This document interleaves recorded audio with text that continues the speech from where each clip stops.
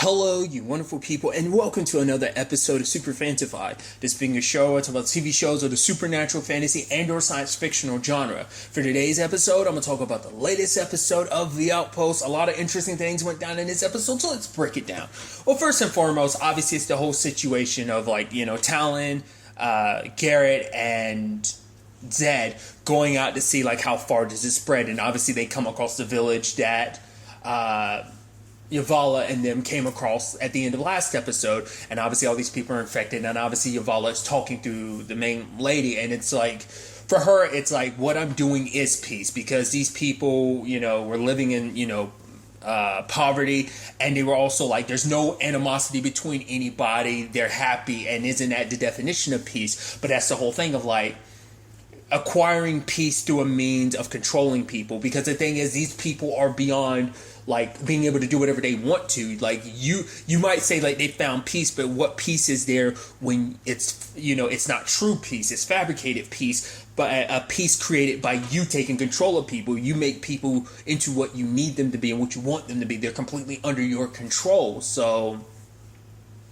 I don't know, I think that's just kind of interesting in the long run. Once again, her crazy perception of what peace is, that she thinks that she's helped, and her, that's it makes an interesting villain is when they don't see themselves as a villain, because no one's a villain of their own story. Everyone thinks they're the hero of their story. So for her, it's like, I'm helping everyone.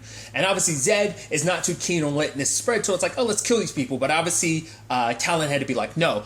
I think it's actually kind of interesting to point this out. Zed never once, any of the people that were suggesting killing, none of them were black bloods. All the people that were suggesting killing were humans, because it's it's humans. And they're not my people. I'm sacrificing, That's why I'm like, the conversation never came up, but I'm like, all these people you're gung-ho about killing. But I mean, maybe he's an equal opportunist. Maybe he was like, oh, we'll kill all the freaking black bloods that are infected too, just to keep this from spreading. But it's like, you would have to basically genocide a shit ton of people. Even they're like, yeah, it's hundreds, if not thousands of people at this point. So you're suggesting we kill every last one of them? But obviously for Talon, she doesn't want to do that. She's like, we have to find a better way. So it's now up to Janzo and Ren to find a way, to find a cure for this. And obviously that's no easy feat, especially because Talon wants to bring more people to bring more people to the outpost, because that way she can keep the non-infected from getting infected, especially because they have no idea how far this is spread in all that time, and it's spreading faster and faster and faster, because for every person they infect, those people can infect people over and over and over again. It's a whole, obviously, because even Ren and Janzo do the calculations later on, and it's just like a shit of the time, because apparently I think they said that basically in a time frame of a day they split at least twice. I think that's what they were saying. Maybe in a time frame of a day you split at least twice, or maybe there will be two by the end of a day, because that one was, whatever the case may be. So they need a solution now, but coming up with a solution isn't easy, because obviously they're using rats as experiments, and obviously they're calculating, like I said, the time frame that it takes for them to split. But also they learned that it's getting to this Kinj while someone is alive is hard to do, because the moment you try to, it's almost like the Kinj defends itself by hiding away, and then the moment the person dies, the Kinj just kind of evaporates. So the only means of stopping the Kinj is by killing a person, but obviously that's not a route Talon wants to go down, because that would also involve killing Gwen. The only way to save Gwen would be to kill Gwen. That would also mean killing Tobin, killing everyone that's under Yavala's control, and it's that's not an option. And so it was always a last resort, because there was that guy that came in, because obviously you can tell enough people, because obviously Talon's you got a good enough example of being able to tell who's infected or not, because they're all about peace, and they're just kind of they have a different air about them. So they caught that one guy, and he was trying to take a little girl, make her a part of the United, but sadly, Talon had to kill him.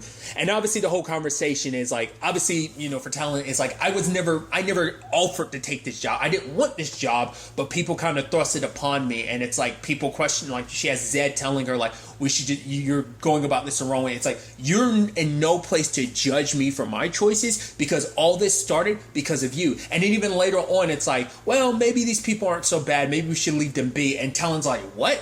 first you're all about killing them, and now you're like, oh, let them be. It's like, well, these people are happy, but it's like, no, it's under Yuvala's control. Like, they cannot control what they do. She determines what they do. Like, how is that? Okay, how is that really? For him, it's, you know, it's Zed's way because he's confused about everything. It's like, it was his way of trying to justify, like, you know, maybe there was a meaning behind this. Maybe, you know, because he's still trying to understand why Yuvala did all this. Because now, because Yuvala's done this, it's like he's not interested in bringing over the rest of the people in the land in the Plain of Ash, because he doesn't know where they stand in the grand scheme of things. So he's like not trying to like risk that over again. So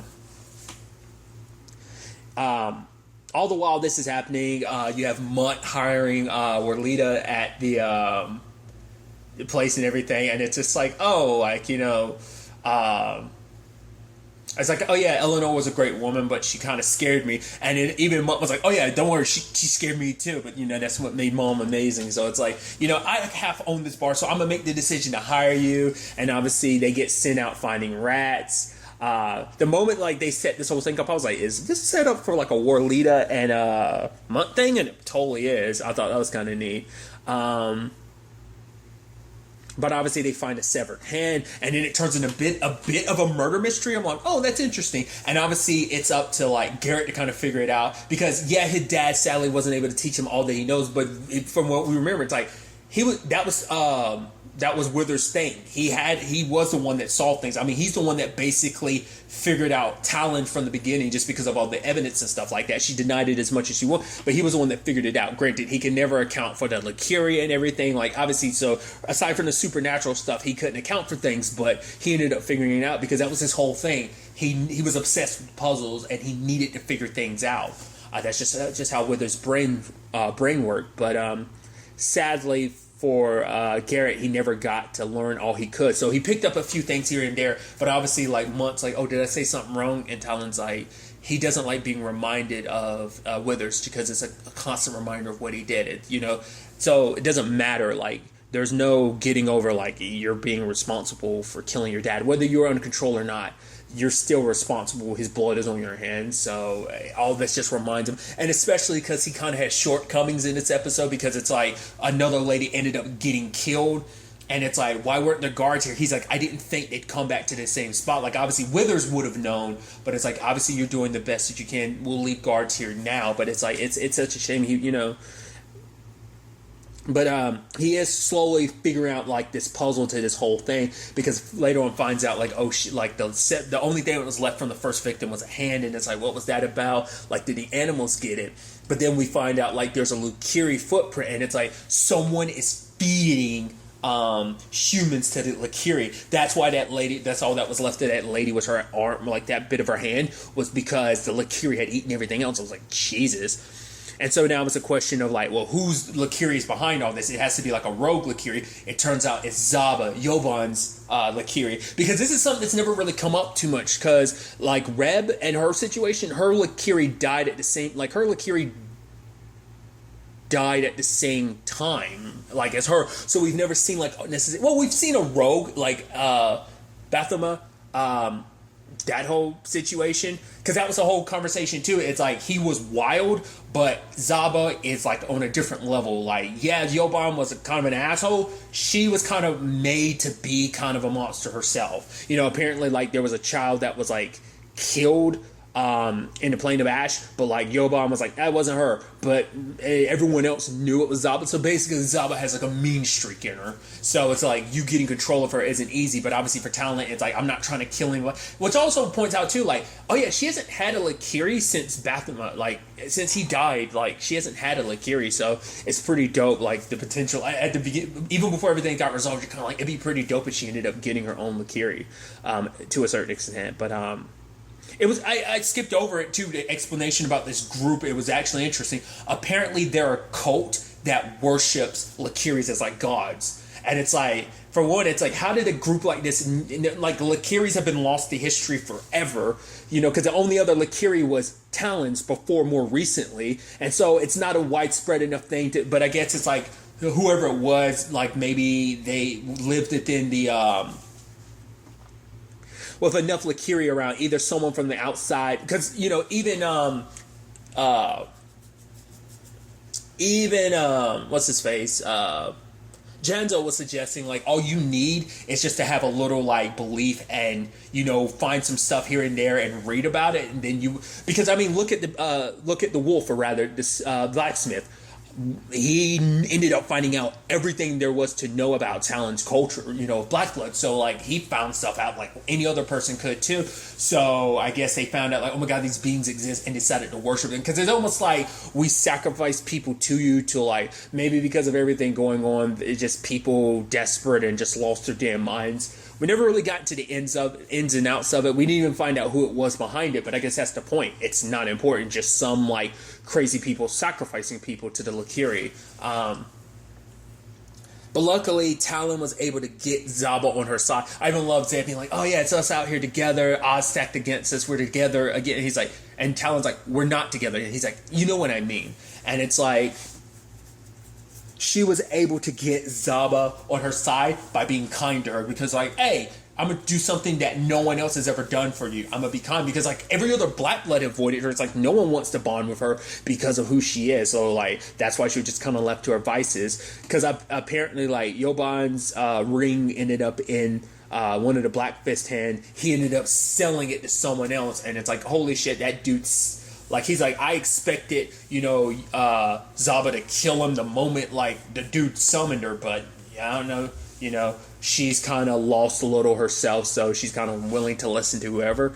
I'm surprised the whole, like, well, she did eat someone, well, she's eaten 2 people. I'm surprised, well, she ate 1 person. So, you'd think that would be a little kind of like, that's a little, like, I guess we're going to kind of have to look past the whole, like, you ate a human being thing. It's like, I mean, she's okay now, so I guess that's all that matters. But it's just still something to keep in mind. But it's so interesting, like all that. Like I feel like that took like half and half, because we're bouncing back and forth with like, oh, how are we going to deal with the Kinj?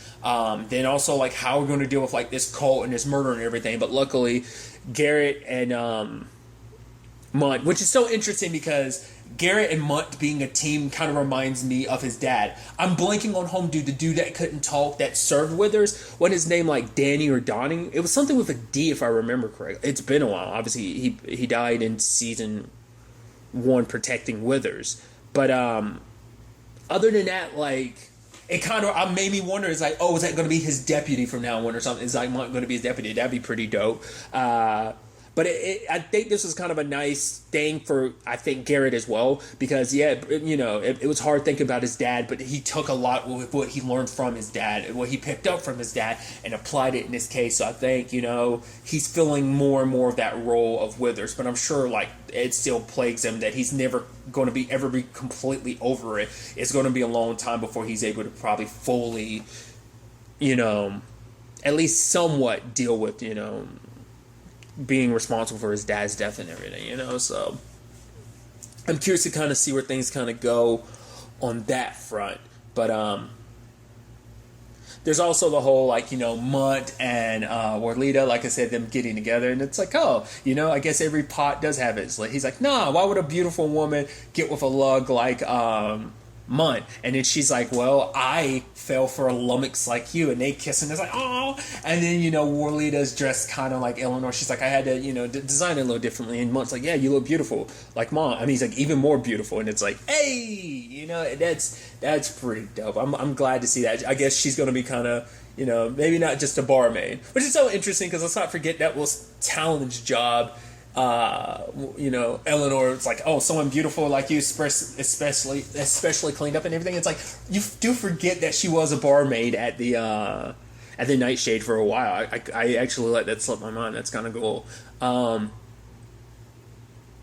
But I also had skipped over it. They did find a way to like test people who were infected and who weren't by using the rat, because once the rat has split and it's so desperate to like get other people infected, if people are already infected, it's going to ignore other people because it's so desperate to pass it on, that it's like, because obviously it's in so much pain the longer it keeps it. Obviously we learned that last episode, so it's like, if it's ignoring someone, that means like, oh, you're already infected. So it made finding out, who's infected easier, but at the same time, it's like, oh, why are all these people still in quarantine? It's like, because they literally have nowhere else to go. Yeah, they're all clean and they're not infected, but they have nowhere else to go, so they're staying here. So it's like, obviously Talent, it's not an easy choice to make, but she has to be the one to make these choices, and it's like, she's doing all she can, so.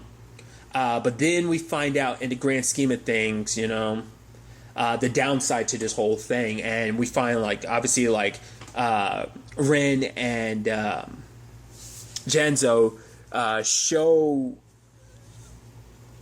Garrett and Talon a dead rat, and it turns out that every time the Kinj splits, it's draining more and more life from that person. So basically, Gwen was the first person to be infected. She's the first generation, so because of that, she is getting worse and worse with every time her Kinj splits. So she only has like a certain amount of days before it finally kills her at the end of it all, because she's getting weaker and weaker with every time. So it's interesting, like, because I had thrown out there initially, like, I thought, like, oh, every time it was inside of a human, I thought a human wouldn't be able to handle it like maybe a black blood would. So I thought it was naturally hurting them, and I was like, oh, I guess not. It's just they're hurt because the Kinj splits and they need to pass it on. Well, it turns out splitting is hurting them in the long run. Well, because it's killing them. So they have to find a way to stop all this before Gwen ends up dying, because obviously for Talon, it's like she's not going to let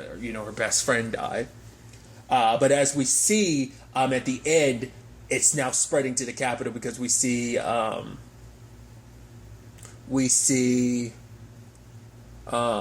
Primordial soldiers infected who are spreading it to others. So how is this going to affect? I mean, the only people that won't be affected are the 3, but I'm wondering how they would handle that situation.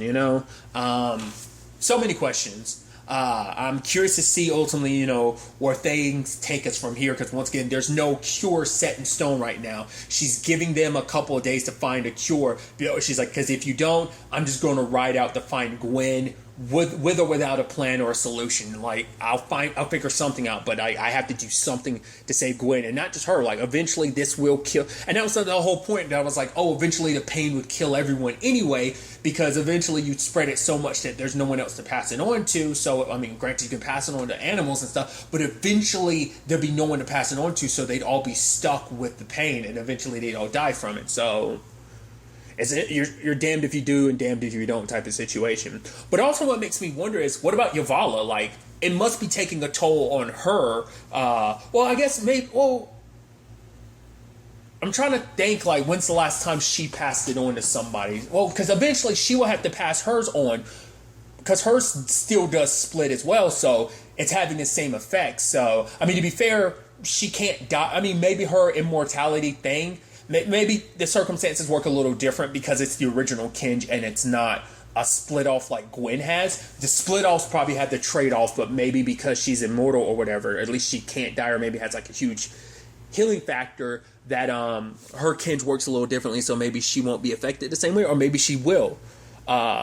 It would save them the trouble, but probably waiting for her to die would probably take a lot longer. I mean, it's because rats have a smaller, constitution. They're smaller, and they have a, smaller constitution than like a human would. So obviously, what happened to a first generation rat it's going to be a much shorter process than what would happen to Gwen. But part of me thinks maybe the same thing happened to Yavala's case, because her constitution is a little different, being a black blood, but also like it being the first one, maybe it works a little differently, because obviously humans have similarities to black blood. I don't know. Well, hopefully the next episode will give us a little more context to this to kind of figure out whether that ends up being the case or not, whether there's going to be any difference or not. I don't think there is. I think just because of Yavala's situation of not being able to die right now prevents that. So, we'll see ultimately where all this ends up taking us going forward.